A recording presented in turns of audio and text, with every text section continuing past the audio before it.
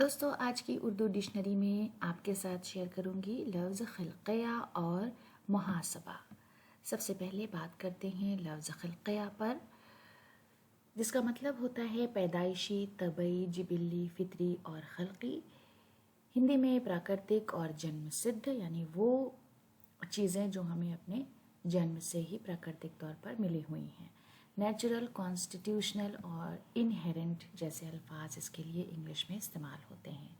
جملے میں اس طرح استعمال کریں گے: انسان اپنے خلقیہ جذبے سے فرار نہیں حاصل کر سکتا، یعنی وہ جذبے جو آپ کو آپ کی فطرت میں ملے ہیں، پیدائشی طور پر ملے ہیں، ان سے آپ بھاگ نہیں سکتے۔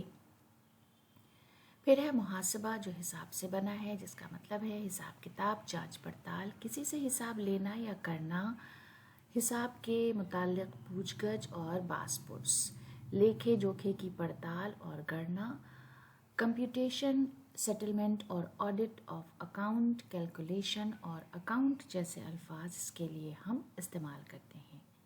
جملے میں اس طرح استعمال ہے: دوسروں پر انگلی اٹھانے سے پہلے ہم کو پہلے اپنے اعمال کا محاسبہ کرنا چاہیے، یعنی پہلے ہمیں اپنے اعمال کا حساب کرنا چاہیے، دیکھنا چاہیے کہ ہمارے اندر کون کون سی کمیاں ہیں، اور پھر دوسروں کو کچھ کہنا چاہیے۔ میر تقی میر کا ایک شعر ہے: گویا محاسبہ مجھے دینا تھا عشق کا، اس طور دل سے چیز کو میں نے لگا دیا۔ تو دوستو اسی خوبصورت شعر کے ساتھ آج کا ویڈیو ختم کرتے ہیں۔ اگلے ویڈیو میں آپ سے پھر ملاقات ہوگی۔ ویڈیو دیکھنے کے لیے بہت بہت شکریہ۔